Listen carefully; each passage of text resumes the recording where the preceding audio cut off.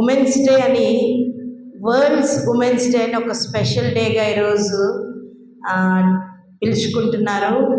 ఉదయకాలం నుంచి రకరకాల ర్యాలీస్ చేస్తున్నారు, రకరకాల ప్రోగ్రామ్స్ చేస్తున్నారు, చాలా ఈవెంట్స్ చేస్తున్నారు. చాలా వేల రూపాయలు ఖర్చు పెట్టి ఈ యొక్క ప్రోగ్రామ్ని చేస్తున్నారు. ఎందుకంటే స్త్రీలు ఇంట్లో లేకపోతే అసలు ఇల్లు ఎలా ఉంటుందండి? చంద్రవందరంగా ఉంటుంది, ఇల్లు కళ ఉండదు. అందుకే దేవుడు ఎందుకంటే సృష్టిలో ఆదామును చేసిన తర్వాత ఆయన ఒంటరిగా ఉండటం నచ్చలేదంట. ఆయనకి ఇంకేదో వెల్త్ కనిపించిందంట. బాగాలేదు, ఇది సృష్టి చేశారు, అందమైన పువ్వులు చేశారు, అందమైన గార్డెన్స్, ఫ్లవర్స్, ఫ్రూట్స్, అసలు శ్రేష్టంగా చేసి ఆదాము ఒక్కడే తిరుగుతుంటే దేవుడికి ఇంకేదో వెల్త్ కనిపించిందంట. గమనిస్తున్నారా? ఆ వెలుతుని పూరించారు అవ్వ ద్వారాగా. హల్లెలూయా. ఈరోజు మనం ఏదో ఆడవాళ్ళు మమ్మల్ని ఎవరు గుర్తించట్లేదు, మేము ఒంటరి వారము, మేము ఎంత పని చేసినా ఈరోజు మాకు స్పెషల్ డే, మీరేం పెట్టుకోక్కర్లేదండి. సర్వాధికారి అయిన దేవుడే గుర్తించారు. నరుడు ఒంటరిగా ఉండుట మంచిది కాదని చెప్పేసి ఆయనకు ఒక భాగ్యస్వామిని ఇచ్చారు. అది ఎంత ముఖ్యమో దేవుడు కూడా నండి స్త్రీల్ని ఎంత మాత్రం తక్కువ చేయలేదండి. తక్కువ చేశారా? అఫ్కోర్స్ గలతీయుల్లోని కొలసీల్లోని స్త్రీలారా మీ పురుషులకి లోబడండి, ఎందుకంటే మీ పురుషులు మీకు యజమానులు, వారు మీకు శిరస్సు, వారికి లోబడి ఉండండి. ఎలాగైతే సంఘానికి క్రీస్తు శిరస్సుగా ఉన్నారో మీ కుటుంబానికి మీ యజమానులు శిరస్సు, వారి మాట వినండి, వారికి లోబడండి, వారితో ఏకీభించండి అని పదే పదే చెప్పారు. అంత మాత్రాన్ని దేవుడు ఎంత మాత్రం స్త్రీల్ని తక్కువ చేయలేదండి. ఒకసారి మత్తయి సువార్త 1వ అధ్యాయం ఓపెన్ చేయండి. మత్తయి సువార్త 1వ అధ్యాయము వంశావళి ఉంటుందండి. వంశావళిలోని అసలు ధర్మశాస్త్రం ప్రకారంగా మోషే గారికి ఇచ్చిన ఆజ్ఞ ప్రకారంగా ఎవరు లెక్కలో ఉంటారండి? పురుషులే లెక్కలు ఉంటారు. అలాంటిది ఈ వంశావళి ఒకసారి చదవండి గట్టిగా మైక్లో, మొదటి నుంచి కూడా 7వ వచనం చదవండి ఒకసారి. మొదటి నుంచి 7 వచనాలు చదవండి.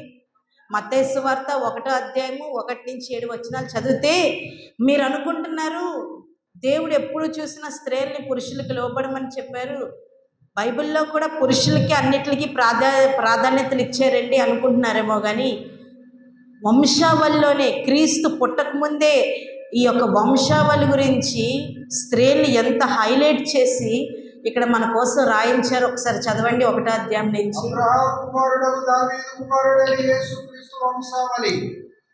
అబ్రహాము ఇస్సాకును కనెను, ఇస్సాకు యాకోబును కనెను, యాకోబు యూదాను అతని అన్నదమ్ములను కనెను, యూదా తామారునందు పెరెస్సును జెరహును కనెను, పెరెస్సు ఎస్రోమును కనెను, ఎస్రోము ఆరామును కనెను, ఆరాము అమ్మీనాదాబును కనెను, అమ్మీనాదాబు నయస్సోను కనెను, నయస్సోను సల్మానును కనెను, సల్మాను రాహాబునందు బోయాజును కనెను, బోయాజు రూతునందు ఓబేదును కనెను, ఓబేదు యెష్షయి కనెను, యెష్షయి రాజైన దావీదును కనెను, ఉరియా భార్యగా నుండి ఆమె యందు దావీదు సొలొమోనును కనెను. చాలండి. థ్యాంక్ యూ పాస్టర్ గారు. చూస్తున్నారండి, ఇక్కడ మీరు గమనించారా? వంశావళిలో మనకు ధర్మశాస్త్రం ప్రకారం ఎవరి పేర్లు ఉండాలండి? పురుషుల పేర్లే ఉండాలి. పురుషుల పేర్లో మీకు అక్కడ 4 పేర్లు కనిపించే ఉండాలి. అక్కడ తామారు గారు ఉంటారు, రాహాబు గారు ఉంటారు, రూత్ గారు ఉంటారు. అక్కడ ఉరియా భార్య గారున్న పేరు రాయలేదు కానండి. ఉరియా భార్య ఎవరండి? దావీదుకి ఎంతో ప్రియాతి ప్రేమనిష్ఠురాలైన భార్య బెత్షెబా. గమనిస్తున్నారా? ఈ వంశావళిని మగవాళ్ళ పేర్ల మధ్యలో స్త్రీల పేర్లు ఎందుకు రాశారండి? అలానే ఆ స్త్రీలు ఏమైనా పెద్ద గ్రేట్ లేడీస్ ఏం కాదు, వాళ్ళు అలానే పెద్దగా సంపన్నులు ఏం కాదండి, జ్ఞానవంతులేం కాదు. ఒక్కొక్కరిది ఒక్కొక్క చరిత్ర అండి. అంటే మనం అనుకుంటున్నాం ఈరోజు ఉమెన్స్ డేగా పిలుచుకుంటున్నాం, ఈరోజు మనం లెక్కలోకి వచ్చాం, ఈరోజు ప్రపంచం వల్ల గుర్తిస్తుంది, ఈరోజు మేము బయటకు వచ్చాం, మా యొక్క సమాజం వర్ధిల్లాలి అని నినాదాలు పాడుతున్న ప్రతి ఒక్కరికి చెప్తున్న మాట ఏంటంటే, ఈ బైబిల్ కొన్ని వేల సంవత్సరాల క్రితమే స్త్రీలను గుర్తించింది.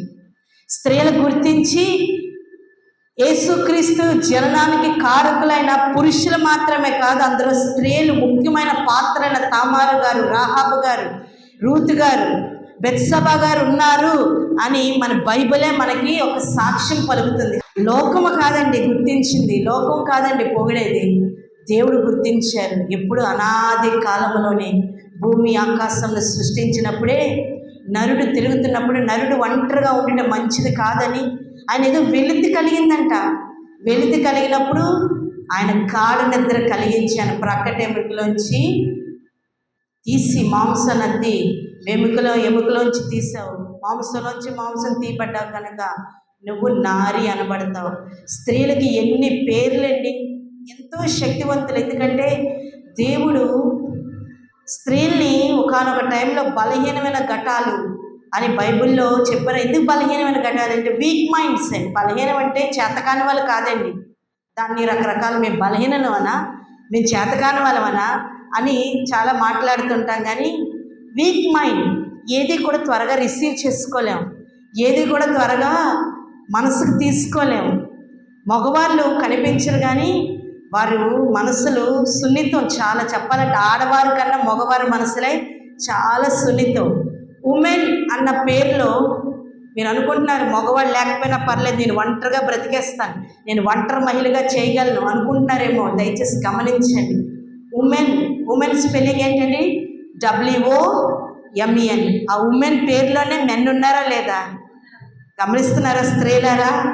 మనం అనుకుంటున్నాం ఒంటరివారం మేము ఏదైనా చేసేస్తాను. దేవుడు పెట్టిన కట్టడి, దేవుడిచ్చిన ఆజ్ఞ, దేవుడిచ్చిన ప్రేమ బంధం అది లేనిదే ఉమెన్ తయారవ్వదు. సో ఉమెన్లోనే మెన్ ఉన్నారు. గమనించండి. ఒంటరిగా చేసేస్తాం అనుకుంటారు కానీ ఒంటరిది ఎప్పుడు కూడా కుంటిదే. ఒంటరిగా చేసేది ఎప్పుడు కూడా కుంటిగానే అనిపిస్తుంది. ఒక్కరు చేసే పనికి ఇద్దరు చేసే పనికి ఎంత తేడా ఉందండి, చాలా తేడా ఉంటుంది. ఒక్కరు చేస్తే కష్టంగా అనిపిస్తుంది, కానీ ఇద్దరు కలిస్తే చాలా ఈజీగా అయిపోయింది అనుకుంటాం.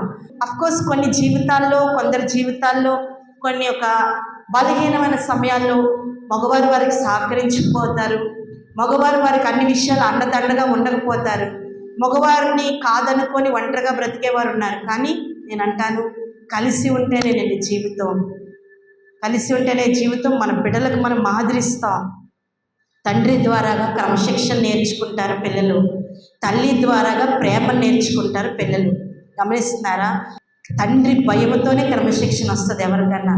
సో మరి ఉమెన్ ఉండాలా కదా? ఎందుకు ఉండాలి ఉమెన్లోనే మెన్ ఉన్నారు కనుక ఉమెన్ ఉండాలి. So happy women's day for you everyone.